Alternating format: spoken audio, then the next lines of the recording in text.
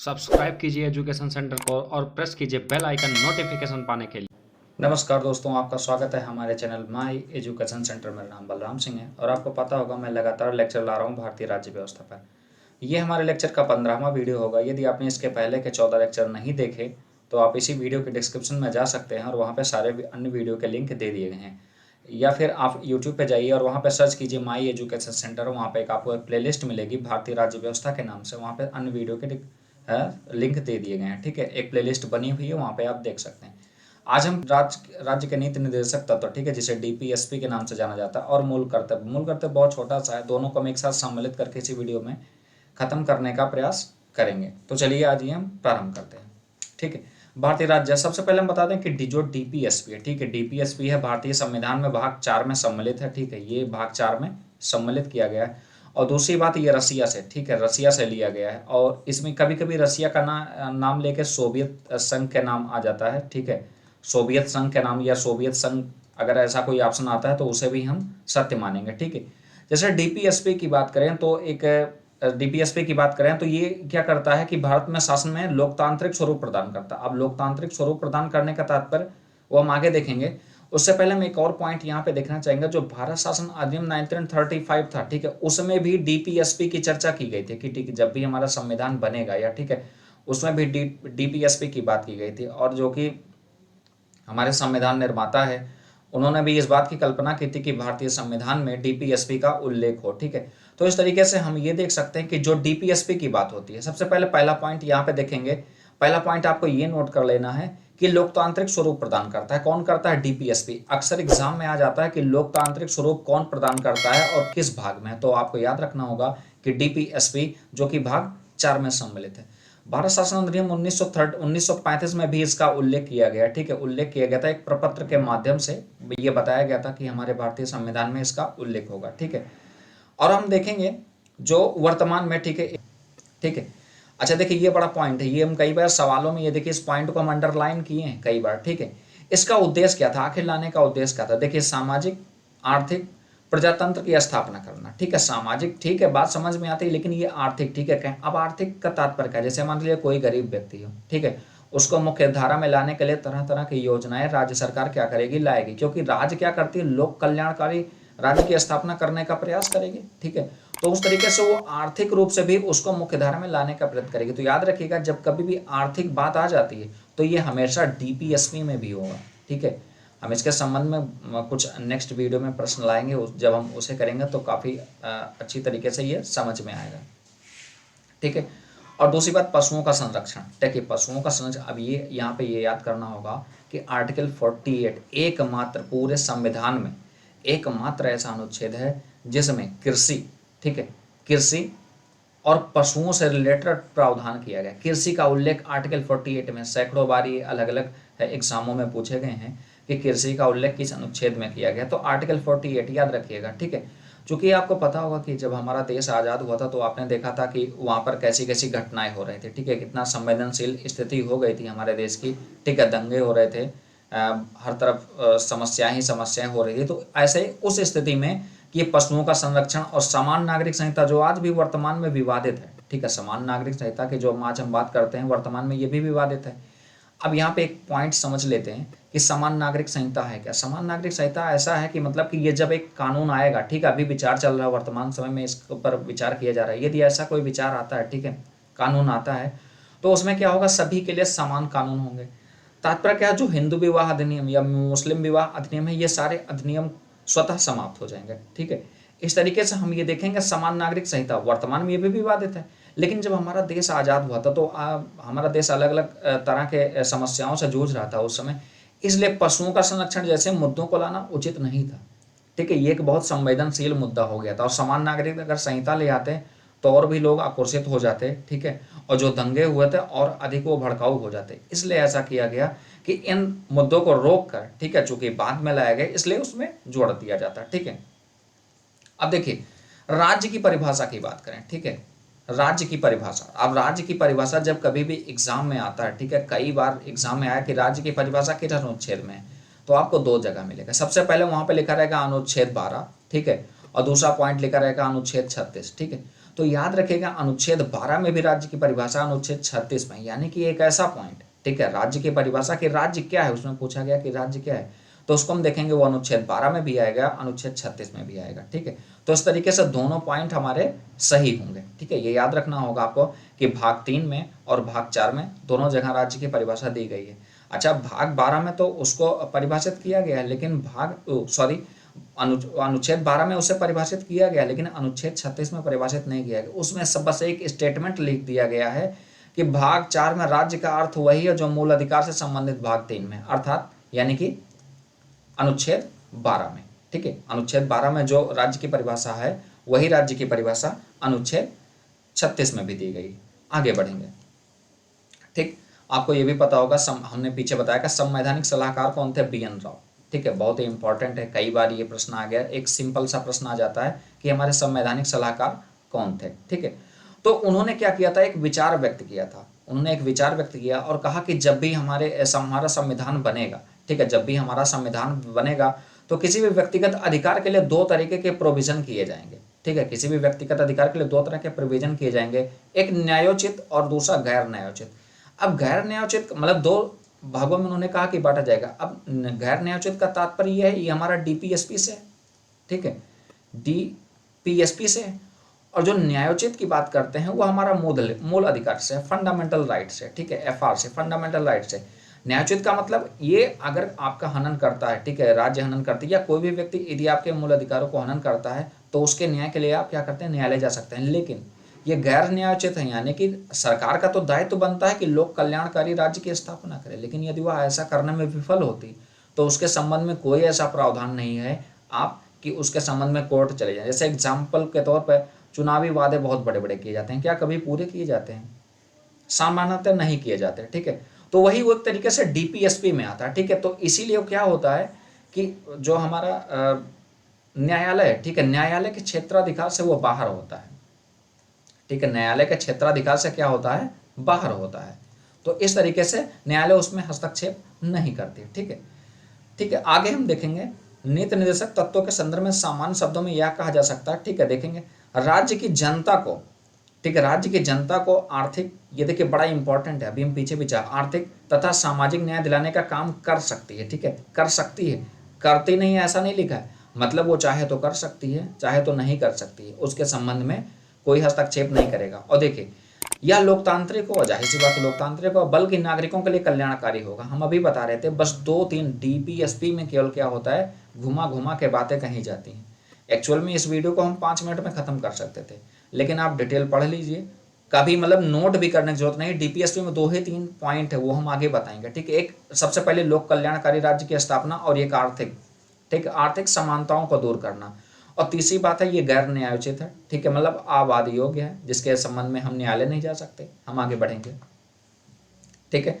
अनुच्छेद 36 में राज्य की परिभाषा पीछे मैं चर्चा कर चुका हूँ, ठीक है। अब देखिए अनुच्छेद 38, देखिए इंपॉर्टेंट ज़्यादा नहीं है, ठीक है, हम आपको बताएंगे जहाँ जहाँ पे इंपॉर्टेंट है उसे आप नोट कर सकते हैं, वो वहाँ पे इंपॉर्टेंट होगा, ठीक है।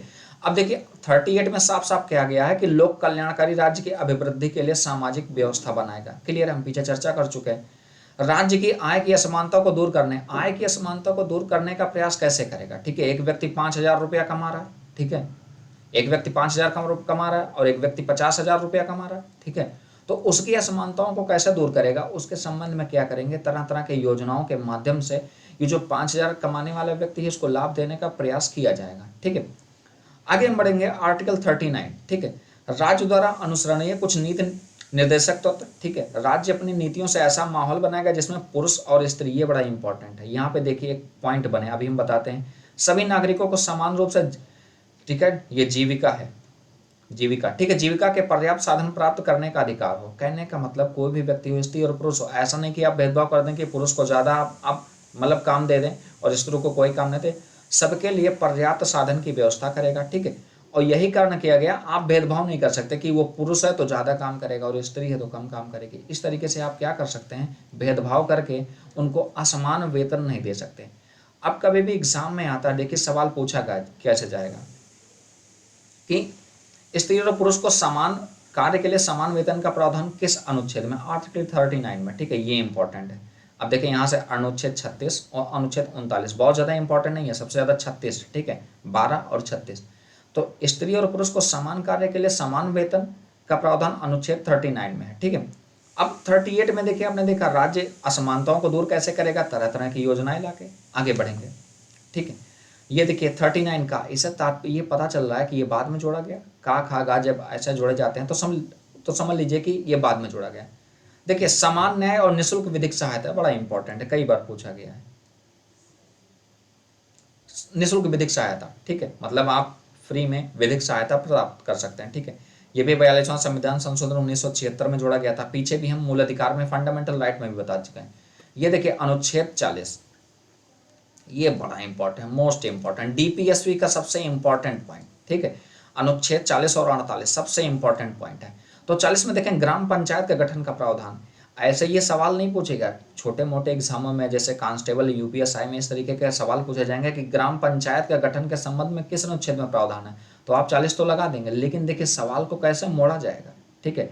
पूछा जाएगा कि महात्मा गांधी का, ठीक है, महात्मा गांधी का प्रभाव किस अनुच्छेद पर होता है, तो अनुच्छेद 40 में, क्योंकि महात्मा गांधी ने क्या कहा था कि भारत देश की जनता गांव में निवास करती है। अब गांव में निवास करती है तो वहां पे कैसा स्तर होना चाहिए, पंचायती स्तर, ग्राम पंचायत, मतलब लो लेवल का होना चाहिए। तो ऐसा प्रावधान मतलब कहा जाता है कि अनुच्छेद 40 पर महात्मा गांधी का प्रभाव दिखता है, ठीक है। आर्टिकल 41 में देखते हैं। अब ये देखिए, ये भी इंपॉर्टेंट है, ये इस समय कानूनी रूप दे दिया गया है, ठीक है, इस समय इसको कानूनी रूप दे दिया गया है। आर्टिकल 41 को देखेंगे, जैसे देखिए आप काम, शिक्षा, लोक सहायता पाने का मतलब ये तीनों पाने का अधिकार है। पहला पॉइंट देखिए, अधिकार है, ठीक है, अधिकार है, लेकिन जरूर नहीं है कि राज्य ऐसा करे, ठीक है। आप काम पाने का अधिकार, वर्तमान में तो कोविड चल रहा था, लोगों का काम सब छूट गया है, तो देखिए अधिकार है, लेकिन जो नौकरी छूट गई आप उसके संबंध में कोर्ट नहीं जा सकते, क्योंकि डीपीएसपी है, ठीक है। डीपीएसपी अधिकार तो है, लेकिन डीपीएसपी है, ठीक है।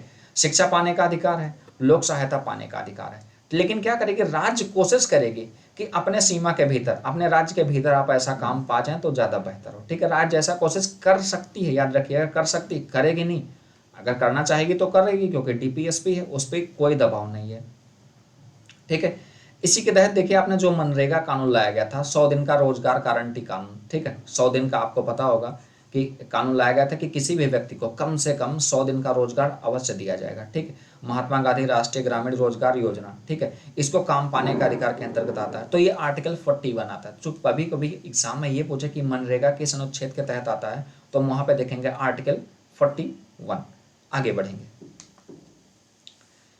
आर्टिकल 42 की बात करें, राज्य काम के, देखिए कहीं भी आप काम करने जाते हैं, ऐसा सीधा समझिए, कहीं भी आप काम करने जाते हैं तो वहाँ की जो स्थिति होनी चाहिए न्याय संगत होनी चाहिए। ऐसा नहीं कि आप बिल्कुल नाले में खड़े होकर आपको काम कराया जा रहा है, ठीक है, डेली का डेली।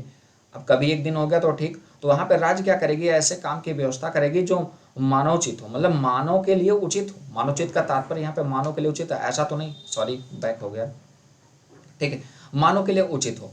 और अगर मान लीजिए कोई महिला ऐसी है जो प्रेग्नेंट है, ठीक है, प्रेग्नेंट है, तो उसको क्या करें, प्रसूति सहायता भी प्रदान किया जाएगा। अब वो चाहे गवर्नमेंट हो, ठीक है, गवर्नमेंट हो या प्राइवेट हो, ठीक है। तो याद रखिएगा इस समय, वर्तमान समय में 26 सप्ताह का, ठीक है, इस समय में वर्तमान समय में 26 सप्ताह का कोई भी प्रसूति महिला क्या कर सकती है, छुट्टी ले सकती है, ठीक है, अपने काम के समय में। आते हैं 43 पे, ये इतना महत्वपूर्ण नहीं है, ठीक है। कर्मकारों के लिए निर्वाह मजदूरी आदि का प्रावधान, मतलब कोई भी व्यक्ति काम कर रहा है तो उसको निर्वाह मजदूरी, यानी कि ऐसी मजदूरी दिया जाए जिससे अपना वो मतलब घर चला सके, ठीक है। और दूसरी बात, एक बेगारी शब्द आता है, ठीक है, बेगारी, कोई बेगारी ना करवा ले। बेगारी का तात्पर्य बिना, मतलब बिना पैसे के काम कराना, ठीक है, बिना मजदूरी के काम कराना, उसे बेगारी कहा जाता है। वो हालांकि यह तो प्राचीन काल में भी मतलब ऐसा प्रावधान था, ठीक है। आपको पता होगा चंद्रगुप्त मौर्य ने क्या किया था, ठीक है, एक झील का निर्माण कराया था इसी बेगारी के माध्यम से, वो भी एग्जाम में बहुत पूछे जाते हैं। सुदर्शन झील, ये भी आप याद कर सकते हैं। अनुच्छेद 43 का के संबंध में, उद्योग के प्रबंधन में कर्मकारों का भाग लेना, ठीक है, कोई बात नहीं, आगे बढ़ते हैं, बहुत ज़्यादा इंपॉर्टेंट नहीं है। अनुच्छेद 43 का सहकारी समिति के प्रबंधन प्रचालन, ठीक है, मतलब सहकारी जो समितियां होती है उसका प्रबंधन, प्रचालन व नियंत्रण का प्रावधान किया गया। राज्य सहकार समितियों के स्वैच्छिक गठन, स्वायत्त प्रचालन, लोकतांत्रिक नियंत्रण तथा पेशेवर प्रबंधन का प्रोत्साहित करेगी। मतलब कोई भी अगर ऐसा व्यक्ति है, कोई भी समिति का संचालन करना चाहता, सहकारी समिति का संचालन करना चाहता, तो उसके प्रबंधन का सरकार व्यवस्था कर सकती है, उसके प्रचालन की व्यवस्था करती है, उसके नियंत्रण पर भी व्यवस्था कर सकती है, मतलब कर सकती है। ऐसा करेगी नहीं वो, मतलब वो वादा नहीं कर रही है, ठीक है। हालांकि नेता तो बहुत बड़े बड़े वादे करते हैं। आगे हम बढ़ेंगे, आर्टिकल 44 पर आते हैं। सभी नागरिकों के लिए समान नागरिक संहिता वर्तमान में आज भी विवादित है, ठीक है, विवादित है ये। अब देखिए कब आता है, ठीक है। आज मैं जब मैं वीडियो रिकॉर्ड कर रहा हूँ, ये मार्च का महीना 2021, ठीक है, ये मार्च 2021 चल रहा है। तो देखिए समान नागरिक संहिता अभी भी नहीं है, इसके बाद आता है तो देखा जाएगा वर्तमान में विवादित है। यानी कि यदि अगर ये लाता है, ठीक है, यदि इसे गवर्नमेंट लाती है तो इसके संबंध में कोर्ट हस्तक्षेप नहीं करेगी। आपको बेवजह के कहीं दंगा फसाद नहीं करना है, ठीक है। हमें उम्मीद है कि आप ऐसा नहीं करेंगे, लेकिन ऐसा नहीं करना है, ठीक है। क्योंकि क्या समान नागरिक संहिता ये क्या है, डीपीएसपी का भाग है, ठीक है।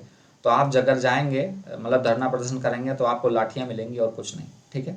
आगे बढ़ते हैं, आर्टिकल 45 की बात करें, बालकों के लिए निःशुल्क और अनिवार्य शिक्षा का प्रावधान, ठीक है, ये बालकों के लिए, ठीक है, ये भी हमने पीछे ही देख लिया। आगे बढ़ेंगे,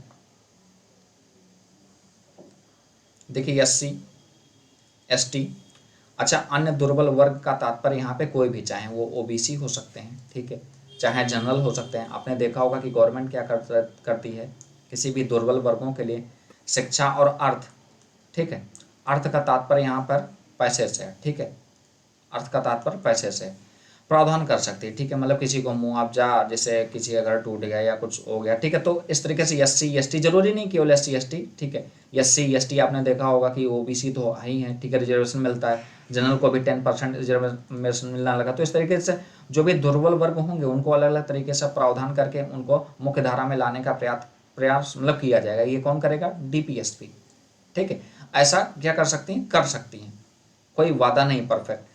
आर्टिकल 47 पे आ रहे हैं, ठीक है, पोषाहार स्तर और जीवन स्तर को ऊंचा करने तथा लोक स्वास्थ्य में सुधार करने के संदर्भ में राज्य का कर्तव्य होगा। मतलब कोई भी व्यक्ति हो, ठीक है, उसको पूर्ण पौष्टिक भोजन खाने का अधिकार है, ठीक है। ऐसे व्यवस्था क्या कर सकती है, ठीक है।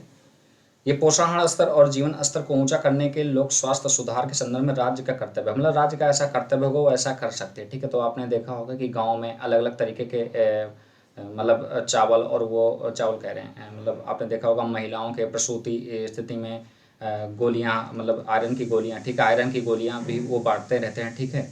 तो इस तरीके से वो ऐसा मतलब प्रावधान कर सकते हैं। जरूरी नहीं, उन पर आप प्रतिबंध नहीं लगा सकते कि इस महीने बटा या इस महीने नहीं बटा। आपने देखा होगा, ठीक है, गाँव में अक्सर, ठीक है। तो फिलहाल हम ये देखेंगे। अब ये देखिए सबसे महत्वपूर्ण इंपॉर्टेंट 48, हमने कहा कि कई बार पूछा गया कि कृषि का उल्लेख भारतीय संविधान में किस अनुच्छेद के तहत किया गया। तो एकमात्र अनुच्छेद 48 में कृषि का उल्लेख किया गया है, ठीक है। बस इतना ही, और इसमें कुछ पढ़ने की जरूरत नहीं है, ठीक है, कुछ भी पढ़ने की जरूरत नहीं है इसमें, ठीक है, केवल यही याद रखना। और 48 का देखिए पर्यावरण संबंधी प्रावधान देखिए बाद में आए थे, चूंकि आपको पता था कि हमारा देश उस समय बहुत समस्याओं से जूझ रहा था, तो इस तरीके से ऐसे मुद्दों पर चर्चा करना उचित नहीं था। तो बाद में क्या किया गया, ये लाया गया। एक्चुअल में लाने का एक कारण ये भी था कि जो हमारा भारत है ये क्या करता है, अंतर्राष्ट्रीय विधि का सम्मान करता है। तो अंतर्राष्ट्रीय विधि का सम्मान करते समय वो क्या करते हैं, जब अंतर्राष्ट्रीय कोई विधि बनती है तो उसके सम्मान में ये क्या करते हैं, भारतीय संविधान में भी संशोधन कर देते हैं। आगे बढ़ेंगे, राष्ट्रीय महत्व के स्मारक स्थानों और वस्तुओं का संरक्षण, कहने का मतलब ये राज्य का कर्तव्य होगा। जैसे पुरानी बहुत सारी इमारतें हैं, ठीक है, जैसे लाल किला है, ठीक है, आपका ताजमहल है, तो उसके वस्तुओं का संरक्षण करने का प्रावधान है 49 में, ठीक है। ये राज्य का दायित्व बनता है कि राज्य ऐसा करेगी। ये इंपॉर्टेंट है, ठीक है। 48 के बाद ये इंपॉर्टेंट है 50, कार्यपालिका से न्यायपालिका से पृथककरण दिया गया, ठीक है, कार्यपालिका से न्यायपालिका का पृथककरण दिया गया। और 51 ये भी मोस्ट इंपॉर्टेंट है, ठीक है, इसे आप नोट कर लीजिएगा। अंतर्राष्ट्रीय शांति और सुरक्षा की अभिवृद्धि, कहने का मतलब अंतर्राष्ट्रीय शांति और सुरक्षा की अभिवृद्धि का तात्पर्य यह है कि कोई मतलब भारत देश, ठीक है, भारत देश किसी भी अन्य देशों के साथ व्यवहार बना सकता है, संबंध बना सकता है, ठीक है, उसके संबंध में कोर्ट कोई हस्तक्षेप नहीं करेगी। जैसे अंतर्राष्ट्रीय शांति और सुरक्षा की अभिवृद्धि का प्रयास करेगा, जैसे वर्तमान समय में किया। वर्तमान समय में क्या, जब से हमारा देश आज़ाद हुआ तो हम अलग अलग देशों के साथ संबंध, मित्रतापूर्वक संबंध बनाने का प्रयास करते हैं। राज्यों के बीच न्याय संगत और ये और है, ठीक है, और सम्मान सम्मानपूर्ण संबंधों को बनाए रखने का प्रयास करेगा, जो कि अभी हम चर्चा कर चुके हैं। अंतर्राष्ट्रीय विधि और संधियों की बाध्यता के प्रति आदर बढ़ाने का प्रयास करेगा। अभी हम बता रहे थे कि मतलब कि कोई भी अंतर्राष्ट्रीय विधि बनती है उसके प्रति आदर, हम सम्मान के संबंध में हम अपने भी देश में क्या करते हैं, भारतीय संविधान में संशोधन कर देते हैं। अंतर्राष्ट्रीय विवादों का निपटारा मध्यस्थता द्वारा करने का प्रयास करेगा। ठीक है, जो अंतर्राष्ट्रीय विवाद है, ठीक है, अंतर्राष्ट्रीय जो विवाद है उसका निपटारा मध्यस्थता द्वारा करने का प्रयास करेगा। आगे बढ़ेंगे। ये देखिए, अगर आपने फंड डीपीएसपी नहीं पढ़ा, ठीक है, ये इंपॉर्टेंट है, डीपीएसपी नहीं पढ़ा तो आप बस इतना पढ़ लीजिए, बहुत आसानी से आपको समझ में आ जाएगा। कई बार पूछा जाता है, देखिए ये नकारात्मक है, ये कह रहा है ये अपनी मूल प्रकृति में नकारात्मक है। नकारात्मक तात्पर्य क्या है कि यदि आप कोर्ट जा सकते हैं, ये माना जाता है कि जो प्रकृति के अपोजिट है, ठीक है, प्रकृति में। अच्छा, प्राकृतिक न्याय क्या है वो हम पहले देख लेते हैं। ठीक है, प्राकृतिक न्याय की मतलब है क्या, ये हम देखते हैं। किसी विवाद में प्रत्येक पक्ष को, ठीक है, प्रत्येक पक्ष को उसकी बात सुनने जाने का अधिकार है। कहने का एग्जाम्पल, यदि कोई व्यक्ति दूसरे की मर्डर कर देता है, ठीक, किसी दूसरे व्यक्ति का मर्डर कर देता है, कत्ल कर देता है, उसके ऊपर 302 का इल्जाम लगा हुआ, ठीक है, वर्तमान समय में, तो आप ये नहीं कि आपने देख लिया कि वो मर्डर कर रहा है, तो कोर्ट क्या करेगी, दोनों के पक्ष और विपक्ष को, दोनों के वादों को सुनेगी। ठीक है, तो प्रत्येक पक्ष की बात को सुने जाने का अधिकार है। ठीक है, किसी भी मामले में सुनवाई कर रहे न्यायाधीश को उस मामले के परिणाम में कोई व्यक्तिगत हित ना हो, मतलब कोई भी जो न्यायाधीश हो उसका अपना कोई व्यक्तिगत हित नहीं होना चाहिए, तो उसकी सुनवाई कर सकता है। और दंड जो भी दंड दिया जाएगा वो अपराध से ज़्यादा नहीं होना चाहिए। कहने का मतलब, आपने किसी को एक थप्पड़ मारा और आपके ऊपर 302 का मुकदमा लगा के आपको फांसी दे दी जाए, तो ये एक तरीके से प्राकृतिक न्याय के अपोजिट है। ठीक है, हम देखेंगे, फिर आते हैं। तो एक तरीके से ये अपनी मूल प्रकृति में नकारात्मक है, क्योंकि ये राज्य को कुछ मामलों में कार्य करने से प्रतिबंधित करती है। मतलब राज्य, मतलब जो कार्य करती है उसको प्रतिबंधित करती है। क्यों? क्योंकि अगर उसके कोई अभी हनन होगा तो वो कोर्ट चले जाएंगे, तो उनको राज्य को क्या करेगी, रोक देगी। कौन? न्यायालय रोक देगी। तो इस तरीके से ये नकारात्मक प्रवृत्ति के हैं और ये सकारात्मक प्रवृत्ति के हैं। पहला डिफरेंस ये हो गया, कई बार एग्जामों में आया। ये न्यायोचित है, पीछे पड़ चुके हैं। न्यायोचित मतलब कि इसके मूल अधिकार के हनन होने पर हम क्या कर सकते हैं, न्यायालय जा सकते हैं। ये गैर न्यायोचित है, क्लियर, अब बता चुके हैं। इसका उद्देश्य देश में लोकतांत्रिक राजनीतिक व्यवस्था स्थापित करना। ठीक, और इसका क्या था, सामाजिक और आर्थिक। ये पॉइंट नोट किए रहिए। ठीक है, यही आपको फंसाएगा एग्जाम में। ठीक है, लोकतंत्र की स्थापना करना। ये कानूनी रूप में मान्य, इनके लिए कानून की आवश्यकता होती, इन्हें कानूनी मान की आवश्यकता नहीं होती, ये राजनीतिक मान्यता होती। मतलब राज्य कहने लगे कि एक मतलब लेटर निकाले कि ऐसा ऐसा होगा, ऐसा आया जाए, खत्म हो गया कहानी उनका सिस्टम। ठीक है, ये व्यक्तिगत कल्याण के लिए। व्यक्तिगत कल्याण का तात्पर्य क्या है, ये मूल अधिकार का, आपके साथ कोई मूल अधिकार का हनन होता तो आप व्यक्तिगत रूप में जा सकते हैं। लेकिन यहाँ पे सामुदायिक कल्याण की बात करते हैं, यानी कि जब भी गवर्नमेंट करेगी तो किसी एक व्यक्ति के लिए तो करेगी नहीं। जैसे एग्जाम्पल के लिए हम करते हैं कि 10% रिजर्वेशन दिया एग्जाम्पल के लिए, ठीक है, जनरल कैटेगरी को, तो किसी एक समुदाय विशेष के लिए गया, समुदाय के कल्याण के लिए किसी एक व्यक्ति को तो मिला नहीं, तो वही है। ठीक है, यहाँ व्यक्तिगत कल्याण के लिए आप सुप्रीम कोर्ट या हाई कोर्ट जा सकते हैं। ठीक है, यहाँ पर नहीं। इनको लागू करने के लिए विधान की आवश्यकता नहीं, ये स्वतः लागू, मतलब कानून बनते ही स्वतः लागू हो जाते हैं। लेकिन इसमें ऐसा नहीं, विधान की आवश्यकता पड़ेगी। ठीक है, ये स्वतः लागू नहीं होते। आगे बढ़ेंगे। ठीक है, ये बड़ा ये पॉइंट हमने नोट कर लिया, इसमें ऐड कर दिया इसलिए क्योंकि अभी यूपी पीसीएस का इंटरव्यू हो रहा था। ठीक है, तो ये प्रश्न पूछे गए थे कि भाग 4 के अतिरिक्त, भाग 4 कौन सा है, ये हमारा डीपीएसपी है। ठीक है, डीपीएसपी आपका भाग 4 है। निदेशक तत्व जो हैं कहाँ कहाँ सम्मिलित हैं, मतलब और भी जगह है भारतीय संविधान में वो सम्मिलित है। देखिए, भाग 17 में 2 जगह हैं, एक जगह 350 में, ठीक है, एक जगह 350 अनुच्छेद में, एक जगह 351 अनुच्छेद में। पहले ये देखते हैं, एक और पॉइंट है। ठीक है, एक ये पॉइंट है, सेवाओं के लिए अनुसूचित जाति एवं जनजातियों के लिए दावे। ठीक है, भाग 16 में किया गया, अनुच्छेद 325 में, याद रखिए, मतलब इनके अलग अलग दावे हैं। अनुच्छेद 350 में प्रत्येक राज्य के भीतर, ठीक है, भाषाई अल्पसंख्यक वर्गों के बालकों को प्राथमिक शिक्षा पर मातृभाषा में, ठीक है, जो बालक होंगे उनकी मातृभाषा में शिक्षा का पर्याप्त सुविधा का व्यवस्था करेगी। कौन करेगी? राज्य करेगी। ऐसा कर सकती है। ठीक है, हमने बताया कर सकती है, जो कि डीपीएसपी 351 में क्या है, संघ का यह कर्तव्य होगा कि वह हिंदी भाषा का प्रसार बढ़ाए। कहने का मतलब हिंदी भाषा का विकास करे। हिंदी भाषा का विकास करने का प्रावधान किया गया आर्टिकल 351 में। तो आज यहाँ पे याद कर लीजिए, जब कभी भी बात आती है कि हिंदी भाषा के विकास के संबंध में प्रावधान भारतीय संविधान में कहाँ किया गया, तो भाग 17 में, अनुच्छेद 351 में। और यहाँ पे मातृभाषा की जब आप बात करेंगे तो भाग 17 में, अनुच्छेद 350 में। आगे बढ़ेंगे। ठीक, ये इंपॉर्टेंट। ठीक है, कुछ अब दो सेकंड के लिए आप थोड़ा सा पॉइंट ये नोट कर सकते हैं। जैसे कहने का मतलब कुछ लोगों ने इस पे आलोचना भी की कि मतलब कि ऐसा क्या भारतीय संविधान में ऐसा रखने से क्या फ़ायदा जब उस पर हम वाद विवाद नहीं कर सकते हैं, ठीक है। कुछ लोगों ने कहा कि ये तो बेकार का दस्तावेज है, अलग अलग तरह के लोगों ने कहा। तो इसी संबंध में उच्चतम न्यायालय ने 1980 में एक निर्णय में कहा, ठीक है, जो मिनर्वा मिल्स मामला था, ठीक है, उसमें निर्णय दिया, कहा कि जो मूल अधिकार है, ठीक है, मूल अधिकार और निर्देशक तत्व दोनों में बीच में संतुलन है, ठीक है, संतुलन के रूप में कार्य करता है। ये इंपॉर्टेंट, ये लाइन कई बार पूछी गई है कि किस मामले में कहा गया था मूल अधिकार और निर्देशक तत्वों के बीच संतुलन है, तो वो मिनर्वा मिल्स मामले में, ठीक है। तो आपको हमारा लेक्चर जैसा लगा आप हमें कमेंट करके बता सकते हैं, ठीक है। यदि आप इसी लेक्चर की पीडीएफ चाहते हैं तो सेम देखिए, वो वहाँ पे 2 पीडीएफ मिलेगी। पहली बात 2 पीडीएफ मिलेगी, एक पीडीएफ में लिखा होगा विथ डिटेल और दूसरे में लिखा होगा विदाउट डिटेल, ठीक है। विदाउट डिटेल जो लिखा होगा सेम आपको केवल पीडीएफ मिलेगी, और विद डिटेल में जैसे मैं ये पेन से लिख रहा हूँ, ये जो चीज़ लिखी हुई ये भी आपको मिल जाएगी। उसके लिए आपको क्या करना होगा, हमारे टेलीग्राम पर जाइए, वहाँ पे सर्च कीजिए @myeducation center, ठीक है। जैसा सर्च करेंगे आपको इसी तरीके का सेम लोगो मिलेगा। वहाँ पे नीचे एक ज्वाइन बटन होगा, ज्वाइन करके आप वहाँ से हमारी सारी पीडीएफ डाउनलोड कर सकते हैं और नोट्स बना सकते हैं। धन्यवाद।